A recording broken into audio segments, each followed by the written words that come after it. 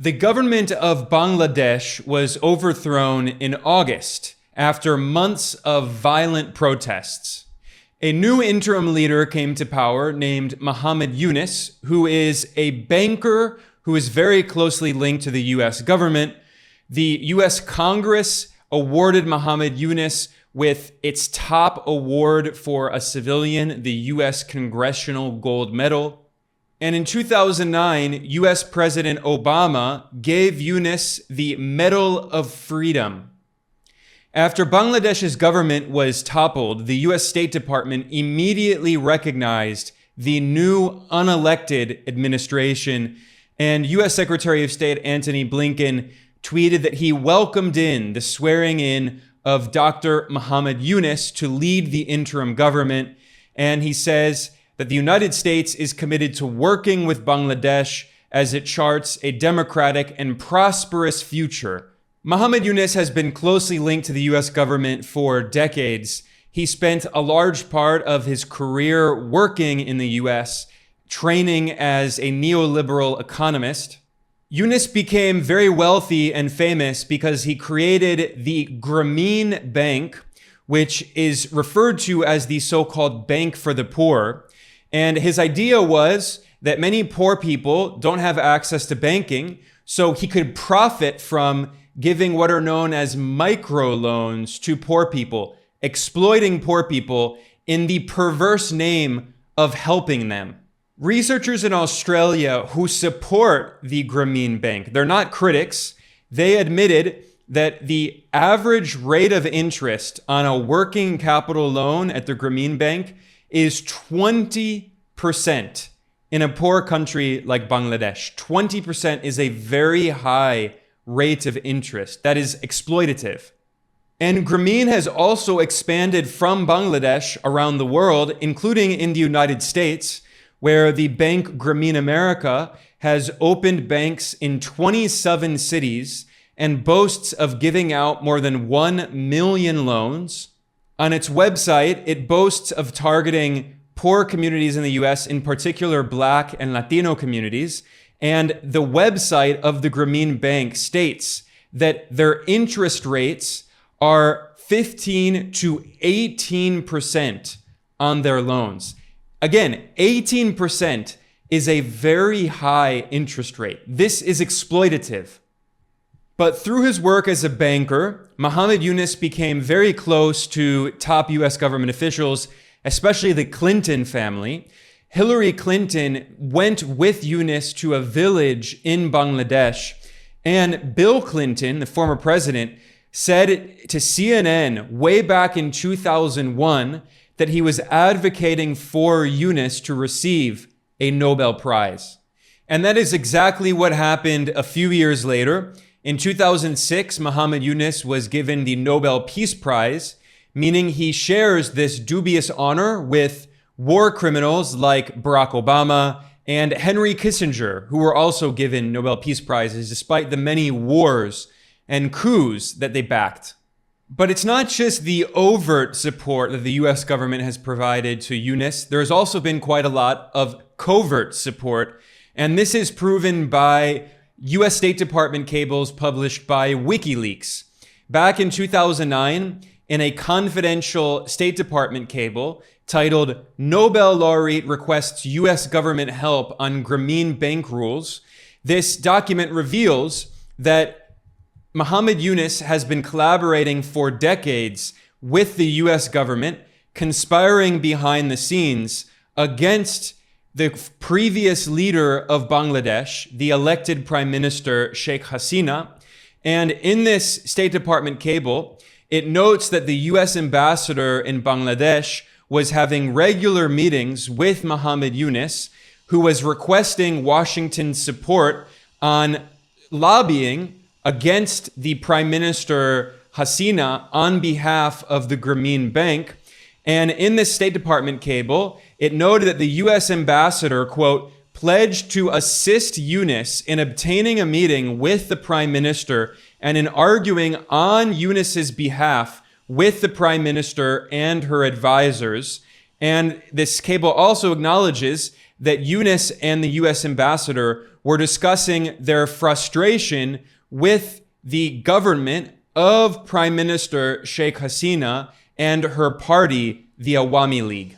These are just a few pieces of evidence showing how the US government has played a role in the overthrow of Bangladesh's previous Prime Minister Sheikh Hasina and the installation of the new leader, who was unelected, Muhammad Yunus. Now, Sheikh Hasina has been demonized in the Western media and by the US government as authoritarian. She was democratically elected, and she served office from 2009 until 2024. So she was in office for 15 years. That means that she actually served less time in office than the former German leader, Angela Merkel, who is in office for 16 years, longer than Sheikh Hasina.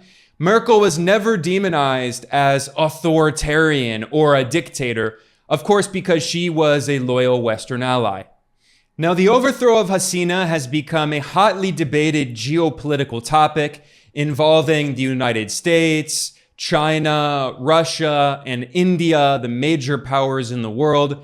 Today, I'm going to be discussing the geopolitics of this, the role of the US government, why there were large protests, the legitimate critiques of Hasina and the government in Bangladesh, the allegations of corruption, the economic problems and poverty. This is a very complicated issue, but it's very important to understand what happened in a larger historical context, looking at the so-called color revolutions that have gone on in Eastern Europe, in Central Asia, in Western Asia, in the so-called Middle East, and in North Africa, where the US government has played a role in backing coups and violent protest movements that have successfully overthrown governments. It doesn't mean that every government overthrown was a perfect government that represented the people and that there was no corruption. Obviously, many of these governments have a lot of problems. Many of these leaders are deeply flawed. But what is important to understand is that the US government has a history of backing these so-called color revolutions against independent leaders in order to advance its geopolitical interests. It doesn't mean that those leaders are perfect or even ideal or good, but in many ways they were seen as obstacles to US geopolitical interests. And this is precisely what Sheikh Hasina has alleged. The Indian media reported in August, after she fled to India, they obtained access to a speech that she allegedly prepared, in which she accused the US government of backing the attempt to oust her and the violent protests. And in particular, according to this speech, Sheikh Hasina said, quote, "I could have remained in power if I had surrendered the sovereignty of Saint Martin Island and allowed America to hold sway over the Bay of Bengal." So what is she talking about here? She's accusing the US government of backing this color revolution because Washington for years has pressured Bangladesh to allow it to turn this strategic island to the south of Bangladesh called St. Martin's Island into a US military base in order for the US military to have power projection in the Bay of Bengal. And I think there are two major geopolitical interests driving the US here. First of all, the US wants to have more control over Myanmar, where there is a military government that came to power. Myanmar had previously been governed from 2016 to 2021 by another Western-backed leader, Aung San Suu Kyi, who, by the way, also was a winner of the Nobel Peace Prize, like Muhammad Yunus, like Barack Obama, like Henry Kissinger. Aung San Suu Kyi had been a loyal Western ally. Many of the groups backing her had been funded by the US government through organs like the National Endowment for Democracy. She obviously leaned in her foreign policy toward the West and was very critical of China. And the military overthrew her in 2021, creating a military government which has been much more independent in its foreign policy. And the US has been very critical of the military government and has been trying to find a way to exercise more influence over Myanmar. And one of the main reasons for this, of course, is to try to create geopolitical problems for China. Myanmar shares a large border with the southwest of China. And for years, the US has backed armed groups that have fought in Myanmar and have created instability in the region. So if the US military can build a strategic base south of Bangladesh on St. Martin's Island, it can be used for power projection into Myanmar to try to overthrow the military government there. And furthermore, another very important strategic interest that the US has here is it wants to be able to project power into the Bay of Bengal and southeast into the Strait of Malacca in Southeast Asia between Malaysia, Singapore, and Indonesia. This is one of the most strategic maritime choke points on Earth. Every single day on average, 15.2 million barrels of oil pass through the Strait of Malacca, according to the US government's Energy Information Administration, the EIA. That makes this the second most important trade choke point on Earth for energy after the Strait of Hormuz in the Persian Gulf region. And this fact has been highlighted by the US government's Energy Information Administration. It noted back in 2018 that more than 30% of global maritime crude oil trade, 15 million barrels per day, passes through the South China Sea, and more than 90% of crude oil volumes flowing through the South China Sea transited the Strait of Malacca, which is the shortest sea route between suppliers in Africa and the Persian Gulf and markets in Asia. And the US EIA referred to this as one of the world's primary oil transit choke points. Now, China, its largest oil partners are in the Persian Gulf. Countries like Saudi Arabia, the United Arab Emirates, Qatar, providing oil and liquefied natural gas, LNG, and they provide 90% of that through the Strait of Malacca. So US imperial strategists for years have salivated over the possibility of building a strategic military base in southern Bangladesh on St. Martin's Island, which they could potentially use if there's a war on China in order to block the Strait of Malacca, which would cut off 90% of the oil that goes into the South China Sea. And of course, China is the largest importer of oil, not only in the South China Sea, but on Earth. China is the world's largest oil importer. So the fact that Bangladesh's overthrown Prime Minister Hasina has accused the US government of backing this color revolution in order to try to build a base on St. Martin's Island is something very plausible. From the perspective of US imperial strategists who are preparing for war on China, this could be extremely important for their attempt to try to starve China of oil. And in fact, the Indian media, which has largely been quite supportive of Sheikh Hasina and critical of the violent protests going on, because she had leaned a little bit toward India, but Sheikh Hasina had also formed pretty close relations with China.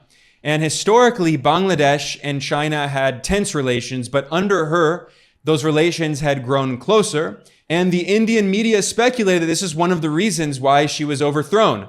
The Hindustan Times published an article titled, "Did Sheikh Hasina's leaning toward China cause her downfall?" It noted that Bangladesh's proximity toward China and deepening bilateral military cooperation with China had raised red flags in New Delhi and Washington. So despite the fact that she was politically close to India, the fact that she had also deepened her relations with China had not only frustrated Washington, but had also frustrated the Indian government of Prime Minister Narendra Modi, who's very right-wing and very anti-China. So it shows that she was independent in her foreign policy. In 2021, under Prime Minister Hasina, Bangladesh joined the BRICS Bank, the New Development Bank, And as recently as June, Bangladesh's state media outlet announced that Bangladesh was trying to join BRICS and that China had supported Bangladesh in its bid to join this bloc, along with Brazil, Russia, India, China, and South Africa. And BRICS has now expanded, and other invited members include Iran, Saudi Arabia, the United Arab Emirates, Ethiopia, and Egypt. Some of them have not officially confirmed that they're joining, but the point is that BRICS is expanding. Bangladesh has wanted to join BRICS, and Prime Minister Hasina was working with China in order to try to join. And by the way, while Bangladesh had been participating in the process of Eurasian integration, working more closely with China and Russia, at the same time, the US government had been pressuring Bangladesh to join its so-called Indo-Pacific strategy, which really means Washington's attempt to contain China. I'm reading here an article in the major Bangladeshi newspaper, the Dhaka Tribune, from 2023. This article notes that a senior director for South Asia from the US National Security Council visited Dhaka and had meetings with high-level officials, and she conveyed a message from the Biden administration that the US wanted Bangladesh to join the Quad, the Quadrilateral Security Dialogue, and the Indo-Pacific Economic Framework. And this article noted that, on the other hand, Beijing, China, had been pressuring Bangladesh not to join any US-led anti-China coalitions. Now, India is already a member of the Quad, this anti-China group, which also has Japan and Australia as members. So the US has been trying to expand the Quad by not only having India, but also Bangladesh. But Sheikh Hasina had said no. Unlike India's right-wing current Prime Minister Narendra Modi, who is more pro-Western and anti-China, he's going along with the Quad, but Sheikh Hasina had said no. So this is where the geopolitics gets complicated, because yes, Bangladesh has good relations with India, at least under Sheikh Hasina, but she also has good relations with China and with Russia. And her relations with the US have been very tense, whereas India has bad relations with China, but good relations with the US and Russia. So geopolitics can be quite complicated. And by the way, it wasn't just China, but also Russia that had been outspoken in support of the Bangladeshi government. In fact, in December 2023, just a few months before Prime Minister Hasina and her government were overthrown, the Russian embassy in Bangladesh published a statement that was by Russian Foreign Ministry spokeswoman Maria Zakharova. And Russia warned of the danger of destabilization of Bangladesh. The Russian embassy noted that there were violent protests going on, with rioters burning buses and attacking police. And the Russian embassy noted, quote, "We see a direct link between these events and instigating activities of Western diplomatic missions in Dhaka," which is the capital of Bangladesh. In particular, Russia noted the role of US Ambassador Peter Haas, and the Russian embassy warned of, quote, "an even wider arsenal of tools for pressure, including sanctions that may be used."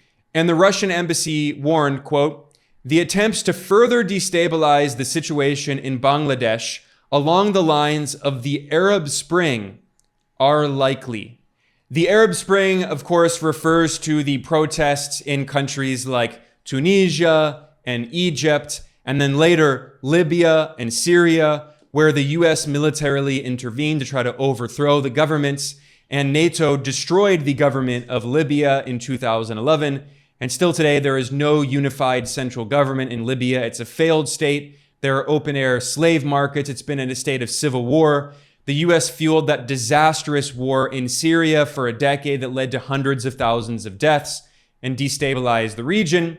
So by drawing parallels between the violence in Bangladesh and the so-called Arab Spring, Russia was predicting that there would be more violence and the government could be overthrown. And that's exactly what happened 8 months after Russia made that prediction. Now, another complicated detail in this story, which I should mention, is that the son of Hasina, Sajib Wazid, claimed on Twitter that the speech that the Indian media got access to that Hasina had allegedly written, in which she accused the US of backing her ouster, he claimed that that's actually not a real speech. However, I actually don't think this is true. I think he's lying about that for political reasons, because as I'll show in a moment, what she is alleged to have said in that speech is exactly what Hasina has said previously. It was not the first time that she had said that. And what's actually funny about these remarks by Hasina's son is at the same time, he also said that foreign forces were backing the protests in Bangladesh. I'm reading here from this report in the Bangladeshi media. He alleged unidentified foreign forces had supported the protests. And he said, quote, "I believe at this point it is from beyond Bangladesh. That is, that foreign governments or institutions or parties were supporting these violent riots." And by the way, he pointed out that in these protests, they were not simply peaceful protests, as is often the case in these color revolutions and regime change operations. The Western media claims that they're so-called peaceful protests, but in reality, there are often hundreds of people dead on both sides. The rioters violently attack state security forces. They attack people who support the government.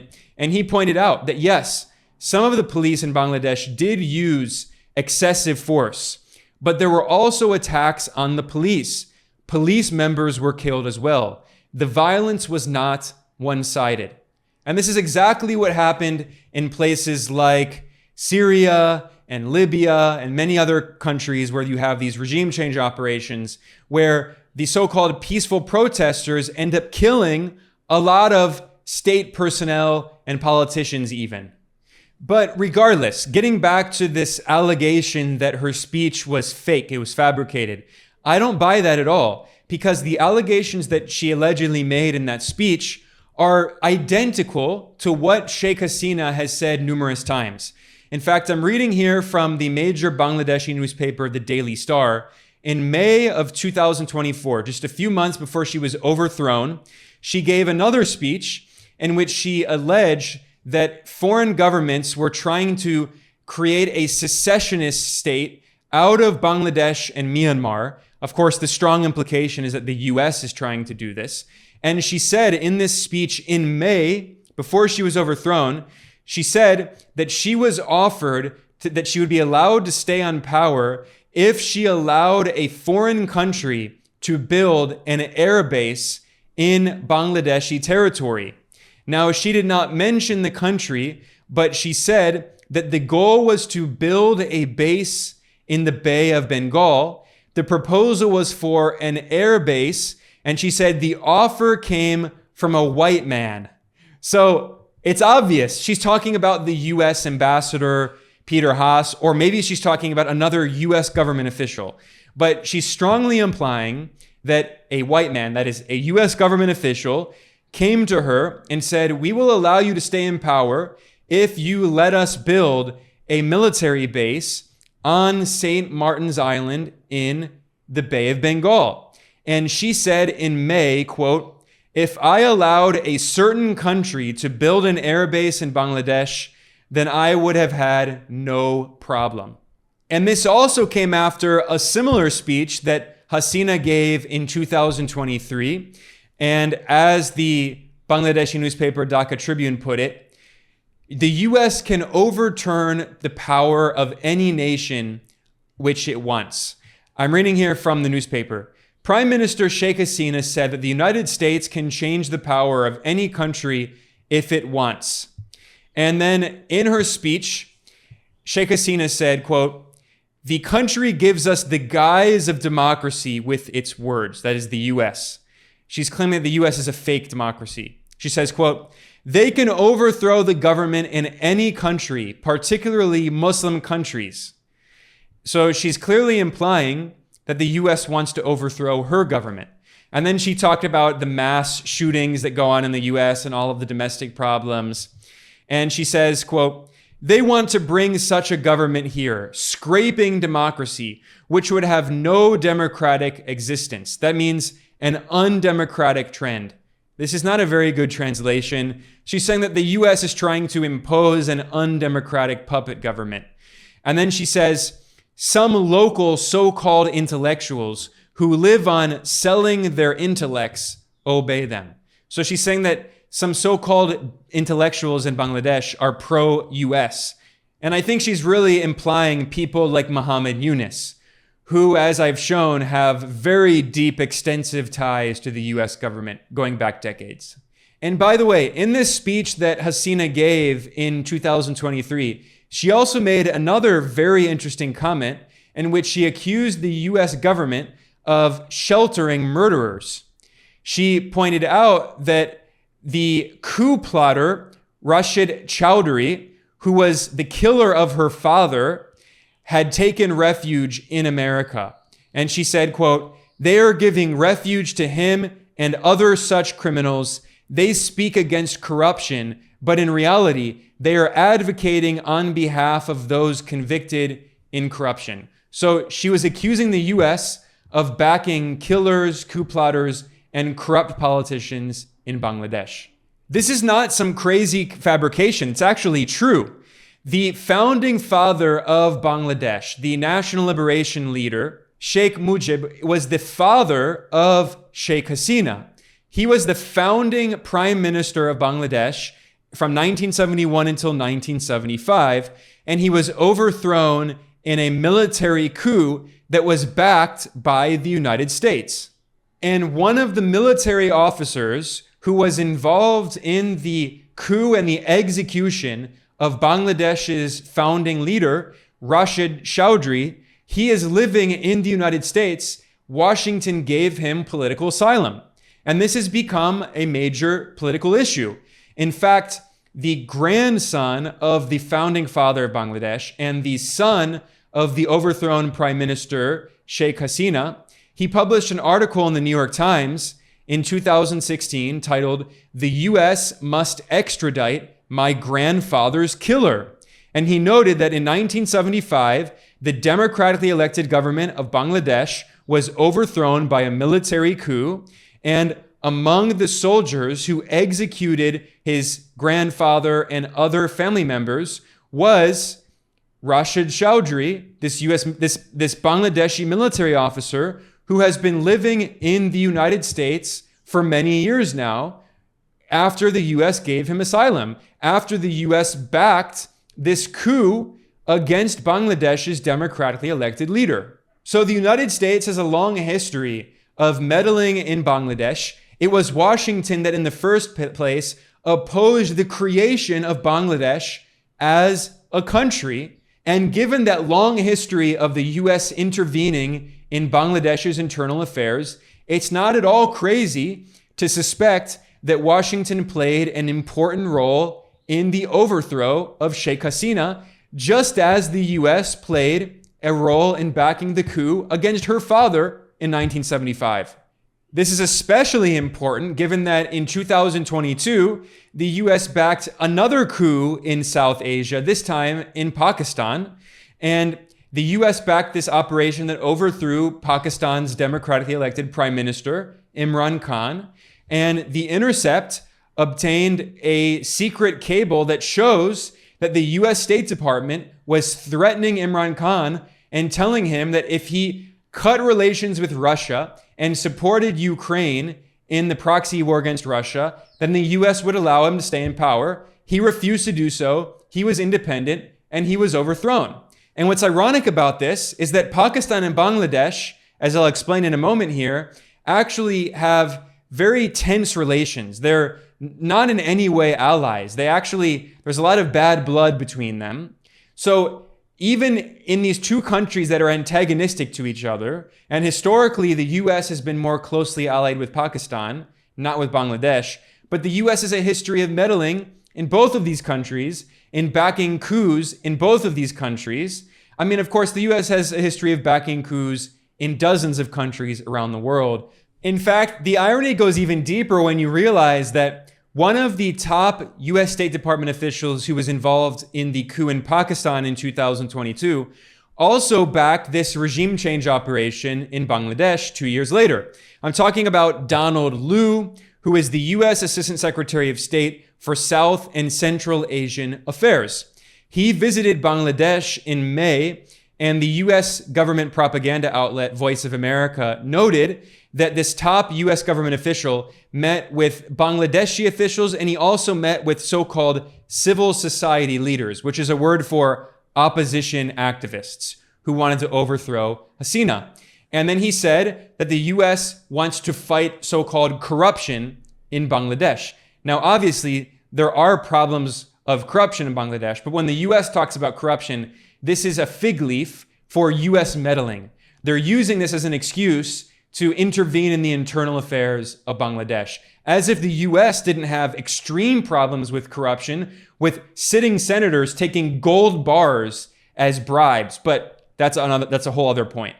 And while these violent protests were going on in Bangladesh, the US State Department was releasing statements publicly saying that Bangladesh must respect the right to protest. They constantly say that, which means, hey, we support these protests. Don't you dare crack down on the people whom we support. Now, of course, the main US government organization that often funds these color revolutions and regime change operations abroad is the National Endowment for Democracy, the NED. And the NED has spent a lot of money funding opposition groups in Bangladesh for years now.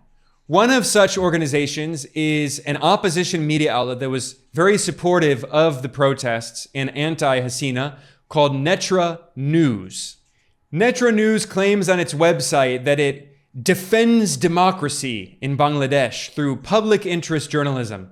It also discloses on its website that it is funded by the US government's National Endowment for Democracy, which is a CIA cutout that has been used to fund regime change operations around the world. And this is not just a small fringe website, by the way. On YouTube, Netra News has over 100,000 subscribers. They have videos that have millions of views. And most of those videos are not in English, they're in Bengali. So they're targeting the majority of people in Bangladesh who actually don't speak English, but do speak Bengali. On Facebook, which is very popular in South Asia and very influential, Netra News has over 150,000 followers. And again, this is a US government-funded media outlet. In fact, what's so funny about this is such a blatant US government-backed propaganda operation in Bangladesh that their most recent article is dedicated to the former US ambassador in Bangladesh, Peter Haas, who resigned with the successful regime change operation. His work was done. So this US government-funded media outlet in Bangladesh that was helping to amplify the protests and the overthrow of Hasina, not only were they accepting money from the US government, they are writing articles that are just propaganda praising the US ambassador. This is incredible. So it's very clear there's a lot of evidence, and I'm going to look at more today, showing how Bangladesh has been caught in the middle of a larger geopolitical conflict. And although there may have been some legitimate protests, as is often the case, those legitimate protests were co-opted by foreign forces, in particular the US government and its regime change network. And they co-opted those forces to push for a color revolution to advance their geopolitical interests. So in order to better understand what's going on in Bangladesh, I want to briefly review some history that explains the larger context. And this is not new. This goes back to the partition of South Asia in 1947, when the British Empire was overthrown and the British colonialists were kicked out. But at the same time, Pakistan was created through the process of partition by Muslim nationalists who wanted a state of their own. And this was a horrific, bloody process in which many people died. And what happened is a new Muslim majority country, Pakistan, was created. However, there were two sides to Pakistan which were divided with India in the middle. There was West Pakistan, which today is Pakistan, and there was East Pakistan, which is today Bangladesh. And in 1971, there was a war of independence led by Bangladeshi revolutionaries and nationalists, and also socialists were involved, and they declared independence. Of course, this was at the height of Cold War I, and the Soviet Union supported Bangladesh, and India also supported Bangladesh. At this time, India's government was more left-leaning and had been more closely affiliated with the Soviet Union, and India was also one of the leaders of the non-aligned movement. At that time, India did not have very good relations with the US and the West. Today, it's very different. Today, India has much better relations with the West, especially under the new right-wing government of Narendra Modi today. But historically, India had been a leader of the non-aligned movement, and India had supported the Bangladeshi liberation struggle, whereas Pakistan, West Pakistan, which just became Pakistan, was supported by the US. And in fact, the Richard Nixon government gave weapons to Pakistan as it carried out horrific atrocities against Bengalis in what was known as so-called East Pakistan. So to simplify it, the Soviet Union and India supported the Bengali liberation struggle, whereas the US supported West Pakistan. And also at this time, China and the Soviet Union had very negative relations. It was very complicated. So China had also supported Pakistan against Bangladesh. So for those historical geopolitical reasons, the US and China had been much more pro-Pakistan, and Bangladesh had been much more closely allied with the former Soviet Union and Russia and India. So if you fast forward to today, the party of the overthrown Prime Minister, Sheikh Hasina, is called the Awami League, which historically was a left-wing party with its origins in the socialist movement and also the anti-colonial nationalist movement. And the previous leader of the Awami League was the famous founding father of Bangladesh, the revolutionary leader Sheikh Mujib Rahman, who led the Bangladeshi liberation struggle against Pakistan in the Liberation War of 1971. Mujib, as he was known, was a nationalist, and he was persecuted by the Pakistani regime, which was backed by the US government. And he, in his foreign policy, had leaned toward the Soviet Union and India, which at that time was part of the non-aligned movement. And his party, the Awami League, technically follows in those footsteps. Although I should be clear, I have talked to a lot of people in Bangladesh. I have friends, and they say that while it's true that historically the Awami League was from the left and inherited that legacy, it is also true over time that it's become more of a kind of corrupt neoliberal party.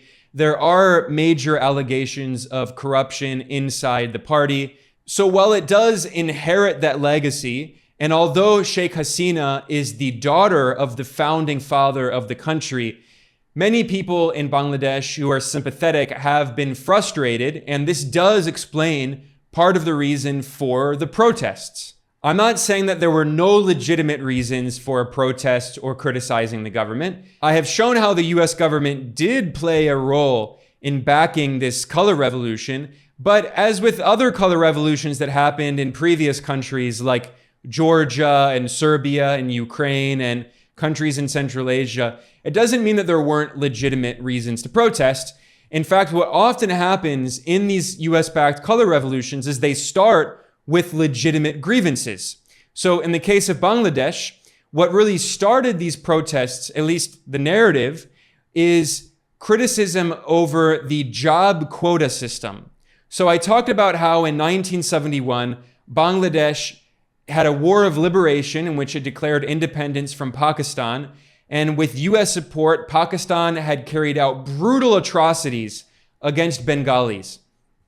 Now, one of the legacies, the holdovers of that liberation war, is that still today in Bangladesh, there is a job quota system where 30% of government jobs, which are well paid and have good benefits, are provided to the children and the grandchildren of the freedom fighters who fought in this liberation war.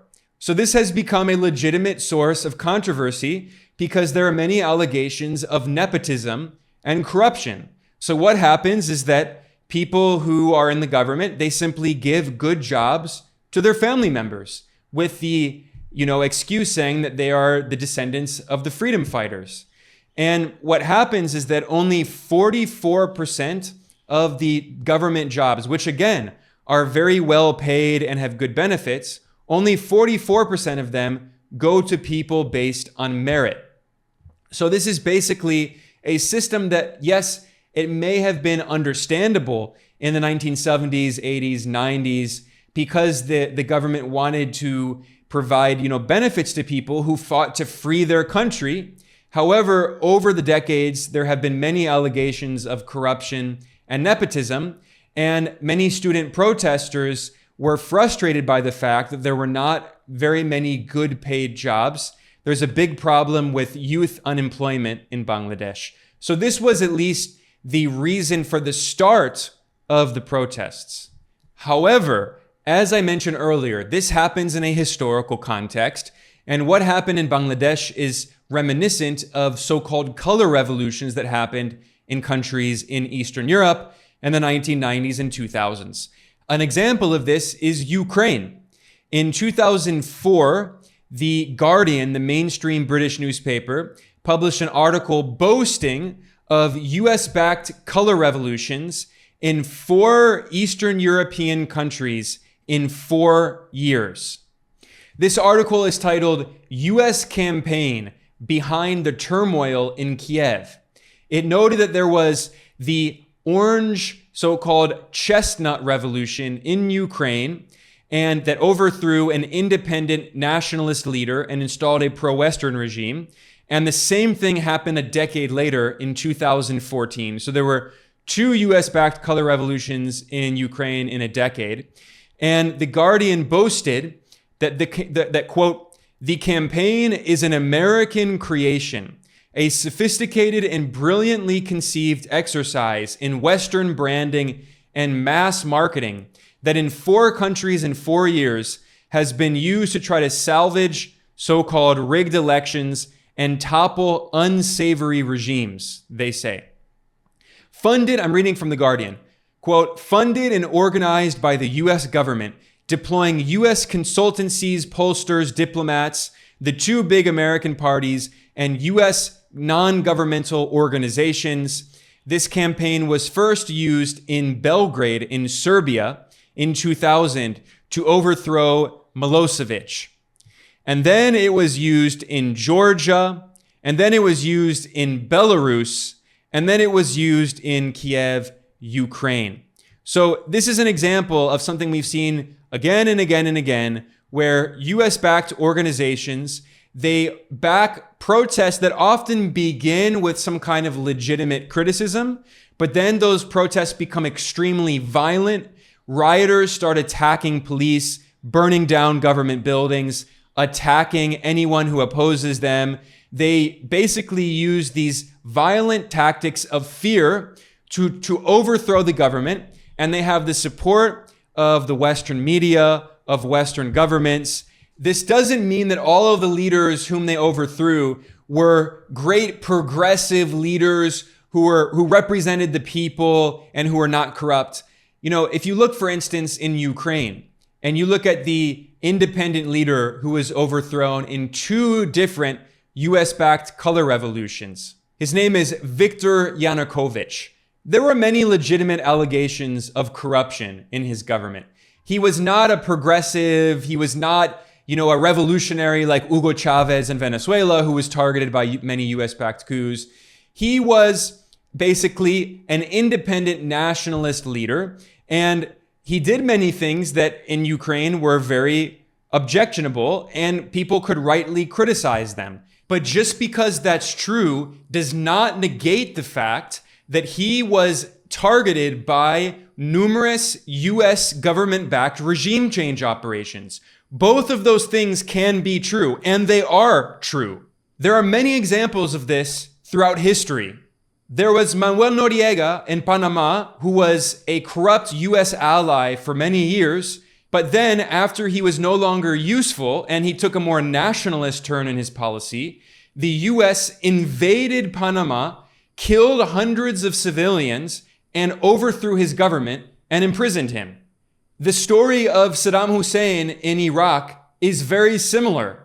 He was a US ally, and then he became an independent nationalist who was no longer following US orders, and the US invaded Iraq. Over 1 million Iraqis died in that illegal US war of aggression, and the US imprisoned Saddam Hussein, tried him, and executed him.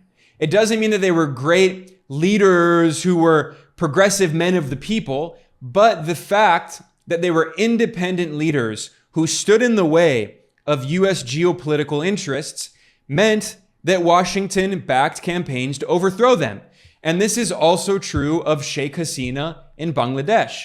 I'm not trying to claim that she was the Bangladeshi Hugo Chavez. There were many people who had legitimate criticisms of her. But again, the fact that that is true does not discount the fact that the US government played a key role in overthrowing her, simply because she was not a US puppet. This US pressure campaign was quite blatant. It happened over months. In September of 2023, the US State Department imposed sanctions on Bangladeshi officials. They were visa restrictions, and the State Department accused Bangladeshi politicians of, quote, undermining the democratic election process. Then a few weeks later, there were national elections, and the right-wing Bangladesh Nationalist Party, which historically has been closely allied with the US, against the Awami League, which was Sheikh Hasina's party, which historically had been more independent.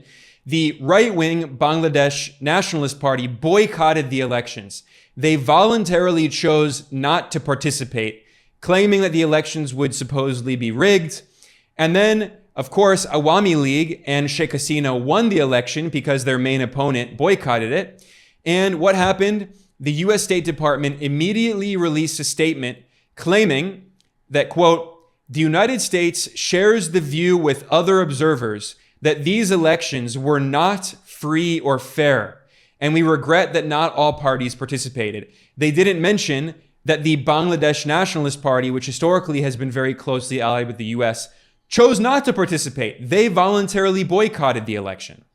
And in fact, there are documents from the US State Department that were published by WikiLeaks that show how the US government has been secretly collaborating behind the scenes with the right-wing opposition party in Bangladesh, the Bangladesh Nationalist Party, the BNP. One of these cables from 2010, after Sheikh Hasina came to power as prime minister, this secret US State Department cable notes that the chair of the BNP, who was the previous right-wing prime minister who was closely allied with the US, Khaleda Zia, she actually was having regular meetings with top US State Department officials and the US ambassador in Bangladesh, and they were discussing her critiques of the Awami League.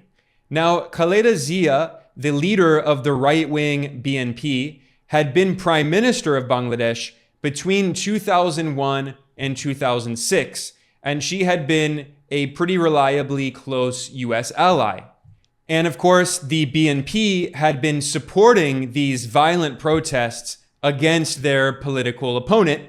And now that Sheikh Hasina and the Awami League government have been overthrown, I think it's very likely that the next government in Bangladesh, after this current interim government by the unelected US-backed leader Muhammad Yunus, the next government will probably be led by the right-wing BNP, which historically has been even more pro-US. And historically, the BNP also was closely linked to Pakistan. And what further complicates this issue is the alleged role of extremist groups. Now, one of the political allies of the right-wing party BNP is a right-wing Islamist group called Jamaat-e-Islami, which historically, during the Bangladesh National Liberation War in 1971, the Jamaat-e-Islami had right-wing paramilitary groups that were allied with West Pakistan and participated in mass atrocities against Bengali nationalists, who were largely secular and many were socialists.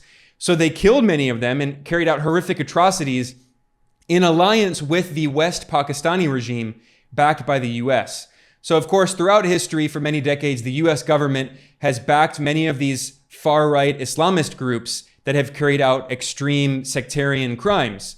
And in the very violent protests and riots going on in Bangladesh, Jamaat-e-Islami was active and was trying to co-opt the student protests and make them a coup attempt, a very violent, color revolution. And Sheikh Hasina had repeatedly warned about the role of extremist groups.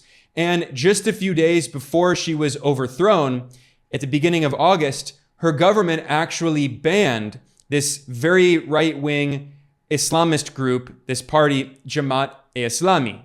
Now, because she did this, we saw this narrative being promoted by some Gulf media outlets like Al Jazeera, which is Qatari state media, claiming that Sheikh Hasina and the Bangladeshi government were engaging in Islamophobia. I think that's pretty outlandish. I mean, over 90% of the Bangladeshi population is Muslim. Sheikh Hasina and the vast majority of people from her party are Muslims. Calling them Islamophobic is very strange. What they have warned about is extremism, which does exist in Bangladesh. Now, I'm not going to dispute at all that in India, there is extreme Islamophobia, which is often very violent. In India, the situation is very different.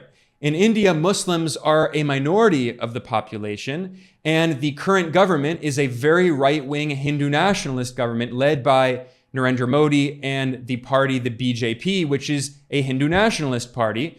And Modi is a lifelong member of the far-right Hindu nationalist paramilitary group, the RSS. They have engaged in extreme anti-Muslim policies and used xenophobic, Islamophobic rhetoric. That's certainly true of India, but Bangladesh is not India.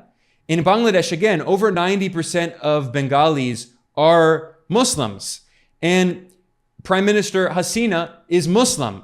Accusing her of Islamophobia is very weird. And in addition to the Gulf monarchies, of course, this narrative is being pushed by Pakistan because, for obvious historical reasons, Pakistan and Bangladesh have very tense relations. So just because they are opposed to the extremists in groups like Jamaat-e-Islami does not mean they are Islamophobic. In reality, Bangladesh does have a real problem with extremists who have carried out violence, not just in these recent riots, but for years now, there have been extremist groups that have been active in Bangladesh and in Pakistan.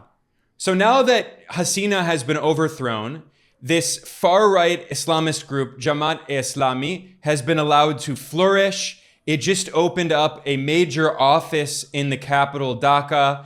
And this came after foreign media outlets complained that Hasina was suppressing this extremist group. Well, now it's very likely that a new government in Bangladesh will come to power, probably led by the BNP, the right-wing party that is closely linked to the US and has also formed a de facto alliance with some of these extremist Islamist groups. So once again, coincidentally, the US just so happens to find itself on the same side as Islamist extremist groups, just as it has done for many years in places like Libya and Syria and beyond. And this is the situation that Bangladesh is in today, with a lot of instability and people asking what the future will look like. On that note, I'm going to wrap up here. There's more I could say about the larger geopolitics, and I'll probably do more analysis in the future, but this is already a very long episode. I hope this was useful. I wanted to provide some historical context, geopolitical context. I wanted to look at some of the evidence that I've been investigating, showing how the US government has played a key role in this regime change operation. And of course, I wanted to provide some historical examples of some similar scenarios. On that note, I'm going to conclude. I'm Ben Norton. I am the editor-in-chief of Geopolitical Economy Report. Please like and subscribe. Please share this, and I will be back very soon. Thanks a lot for joining me today.